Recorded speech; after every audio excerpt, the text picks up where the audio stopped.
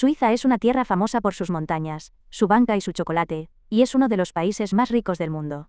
Pero no debería ser así.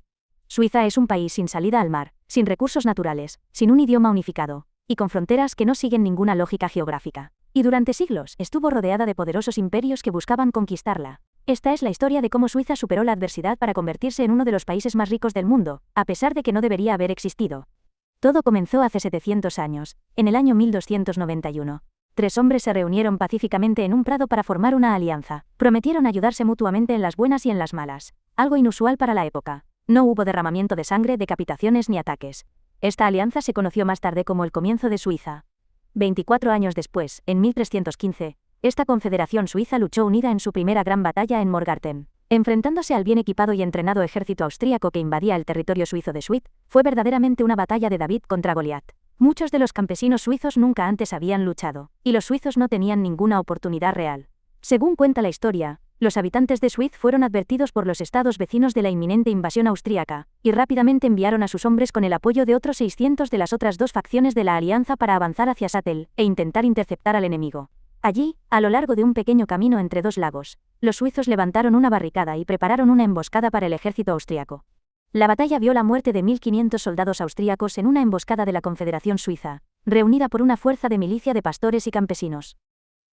Desconocida para las convenciones entre caballeros, la Confederación Suiza siguió atacando a las fuerzas en retirada, y algunos incluso optaron por saltar a los lagos en lugar de enfrentarse a la brutalidad suiza. Fue una victoria aplastante para la Confederación Suiza y condujo a una expansión constante de la alianza. La ciudad de Lucerna decidió unirse a la alianza, y poco después, Zúrich también se unió. La Confederación Suiza estaba creciendo hasta convertirse en un territorio de tamaño considerable. Durante los siguientes siglos, estas ciudades suizas se mantuvieron unidas por alianzas, muy parecido a muchas de las ciudades-estado de Italia. Esto también explica por qué Suiza no tiene una gran capital como París o Londres, sino un grupo de ciudades más o menos iguales. A principios del 1500, la Confederación Suiza crecía en fuerza, derrotando a los austríacos, aplastando a los borgoñones y estableciendo una reputación de ser casi invencible. 25.000 soldados suizos comenzaron a marchar hacia el norte de Italia, tomando ciudad tras ciudad, e incluso capturando Milán de manos de los franceses. Parecían imparables. Sin embargo, las cosas estaban a punto de dar un giro drástico. En 1515, los franceses contraatacaron, enfrentándose a Suiza en Marignano, un pequeño pueblo en el norte de Italia. El ejército suizo fue aplastado. En este punto, podrías pensar que los suizos seguirían la lucha o planearían su venganza. Pero hicieron algo sorprendente. Decidieron renunciar y hacer las paces con los franceses, devolviéndoles la ciudad de Milán. No lo sabían en ese momento, pero esta derrota a manos de los franceses y el cese de la guerra marcaron el inicio de la política de neutralidad suiza, tal como la conocemos hoy. Aunque Suiza había dejado de luchar como nación, todavía era famosa por tener algunos de los guerreros más fuertes y resistentes de Europa. Y aquí fue cuando la Confederación Suiza vio una gran oportunidad, preguntándose por qué entrar en guerra ellos mismos cuando podían alquilar sus soldados a otros ejércitos y ganar dinero con ello. La mano de obra fue uno de los primeros productos de exportación de Suiza, donde los soldados suizos eran vendidos a otros ejércitos. A diferencia de otros ejércitos mercenarios, contratar a mercenarios suizos significaba que no solo obtenías unos cuantos soldados individuales, sino un batallón completo de tropas y oficiales que trabajaban juntos como una unidad probada en batalla. Los mercenarios suizos llegaron a luchar para casi todas las potencias europeas, y en algunos casos incluso lucharon entre sí cuando eran contratados por bandos opuestos. Los ejércitos mercenarios suizos fueron finalmente abolidos a mediados del siglo XIX, con la excepción de la Guardia Suiza del Papa, que ha continuado hasta el día de hoy. Suiza mantuvo su neutralidad en la mayoría de los conflictos, hasta que Napoleón y los franceses invadieron en 1798, y disolvieron la antigua confederación de 13 cantones. Hasta este punto, Suiza había estado rodeada por naciones más fuertes durante cientos de años, y solo había sido conquistada una vez. Separada por las cadenas montañosas, Suiza fue una especie de isla durante gran parte de su historia, no teniendo que enfrentarse a las guerras en curso de Europa ni a los imperios emergentes. Todo esto cambió con Napoleón. Lo primero que hizo fue establecer la República Helvética, un estado unitario con un gobierno central, y crear la bandera suiza que todavía vemos hoy. Es broma. Este experimento no duró mucho, colapsó después de 5 años, y Napoleón lo revirtió a una versión nueva y mejorada de la antigua confederación. En 1815, tras la caída de Napoleón, el Congreso de Viena restableció plenamente la independencia de Suiza, y las potencias europeas acordaron reconocer permanentemente la neutralidad suiza. Esta neutralidad garantizada frente a cualquier guerra o conflicto, resultó en una afluencia masiva de dinero a los bancos suizos por parte de los ricos de toda Europa. Buscaban un lugar seguro para guardar su dinero en caso de que su país entrara en guerra. Y Suiza les proporcionó eso. Otro gran beneficio fue que 100 años antes, Suiza había promulgado leyes de secreto bancario que establecían que era ilegal revelar cualquier información personal de cualquiera que utilizara una cuenta bancaria suiza. Mientras el resto de Europa estaba ocupado construyendo sus imperios mediante la colonización y participando en conflictos, Suiza se centró en usar la neutralidad para proteger a los ricos y hacer crecer su poder en la industria y la banca. Los suizos también hicieron muchos movimientos económicos audaces. Abolieron los aranceles internos, crearon una moneda única, y permitieron a los ciudadanos moverse libremente a cualquier región del país, todo lo cual ocurriría un siglo después en el resto de Europa. Suiza se adelantó a su tiempo. Antes del franco suizo, el mercado monetario en Suiza era un caos con más de 860 monedas diferentes en circulación. La creación de una moneda única ayudó a unir al país. En este momento, el general Dufour se dio cuenta de que el ejército suizo carecía de cohesión nacional y necesitaba una bandera unificada. Esto condujo a la bandera suiza que conocemos hoy, diseñada para ser cuadrada al igual que las banderas de los cantones anteriores. Suiza es uno de los dos únicos países con una bandera cuadrada, siendo el otro la Ciudad del Vaticano, que está protegida por la Guardia Suiza. ¿Coincidencia? No lo creo. Después de una pequeña guerra civil, la Confederación Suiza fue establecida en 1848. A diferencia de cualquier otro país, Suiza utiliza un sistema llamado democracia directa, donde el pueblo vota directamente sobre las políticas en lugar de ser votado por funcionarios electos. Este sistema tuvo dos efectos. El primero es que los impuestos suizos son mucho más bajos que los de otros países, porque el público considera y vota si se aprueba o no un gasto del gobierno.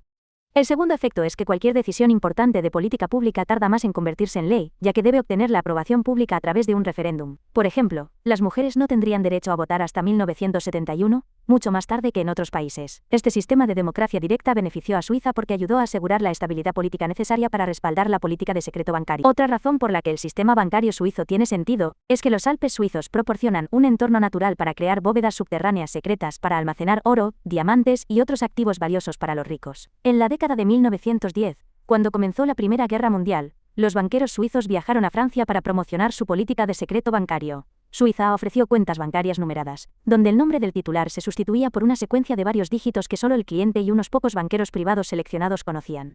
A medida que muchas potencias europeas aumentaron los impuestos para financiar el esfuerzo bélico, Suiza vio una rápida afluencia de dinero de europeos ricos, que buscaban ocultar sus fondos. Y debido a que Suiza está dividida en regiones que hablan diferentes idiomas, los franceses podían realizar operaciones bancarias en Ginebra, los alemanes en Zúrich y los italianos en Lugano. Al entrar en la Segunda Guerra Mundial, Suiza mantuvo su neutralidad, pero en muchos aspectos, su economía sirvió a las potencias del eje. El país almacenó oro robado por Alemania, y prestó dinero tanto a Alemania como a Italia para apoyar sus agresivas campañas militares. El banco suizo UBS incluso mantuvo una cuenta para Hitler, que se estima llegó a tener 1.100 millones de marcos alemanes en un momento dado. Al mismo tiempo, los bancos suizos también mantuvieron cuentas para cientos de empresarios y familias judías alemanas, que buscaban un refugio seguro de las potencias del eje. Debido a esto, en 1934, Suiza decidió reforzar aún más la aplicación de su política de secreto bancario al establecer que violar cualquiera de las normas de secreto bancario era un delito federal. En 1940, cuando Alemania planeó invadir Suiza, los bancos suizos comenzaron a transportar los activos judíos a búnkeres militares subterráneos en las montañas para su protección.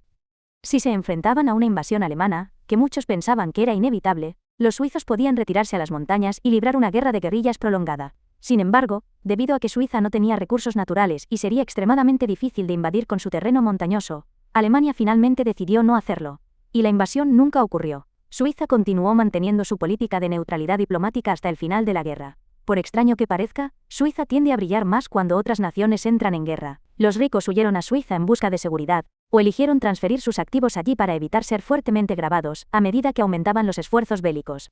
Al no participar en ninguna de las dos guerras mundiales, las ciudades de Suiza se beneficiaron enormemente al no ser destruidas en comparación con el resto de Europa. El resto del mundo vio claramente que Suiza podría ser un salvavidas para refugiarse en medio de la tormenta.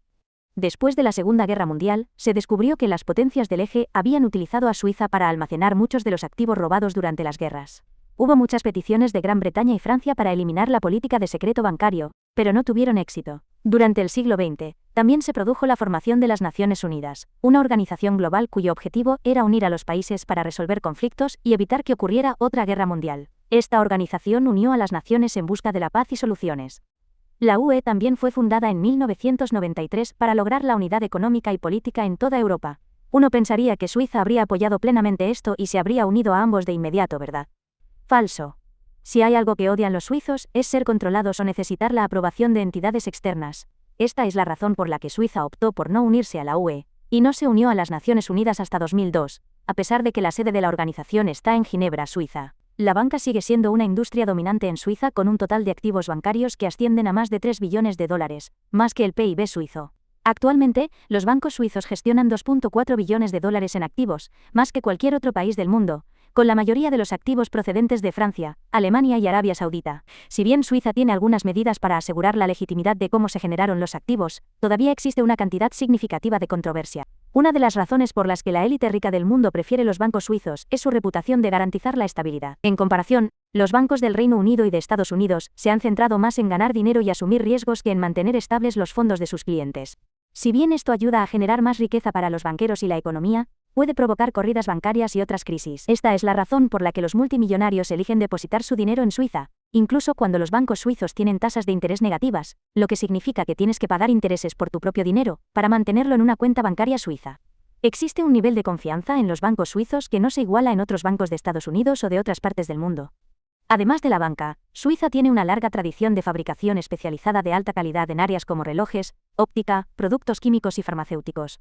En cuanto a alimentos, también son reconocidos a nivel mundial, por tener algunos de los mejores quesos y chocolates del mundo. Y en términos de inventos, hay muchas cosas que quizás no sepas que son suizas, incluyendo el papel de aluminio, el cierre de velcro y el cepillo de dientes eléctrico. Suiza también cuenta con una red ferroviaria integrada que ayuda a impulsar la economía suiza al transportar turistas a las montañas, a trabajadores a las ciudades y mercancías por toda Europa. Estos trenes suizos se ganaron su reputación de ser limpios, cómodos, caros y casi siempre puntuales. En la era moderna, Suiza tiene una de las calidades de vida más altas, bajas tasas de criminalidad y bajas tasas de desempleo. Atrae a más de 4 millones de turistas al año con su belleza natural.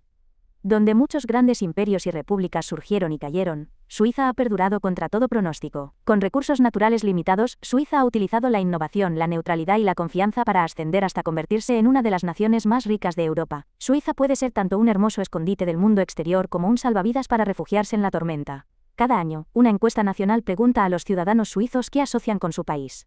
Y cada año, las dos mismas respuestas son las más frecuentes: paz y neutralidad. Ambas razones ayudan a explicar cómo Suiza se convirtió en una potencia bancaria y en uno de los países más ricos del mundo. Si te gustó este video, seguro te encantará el próximo.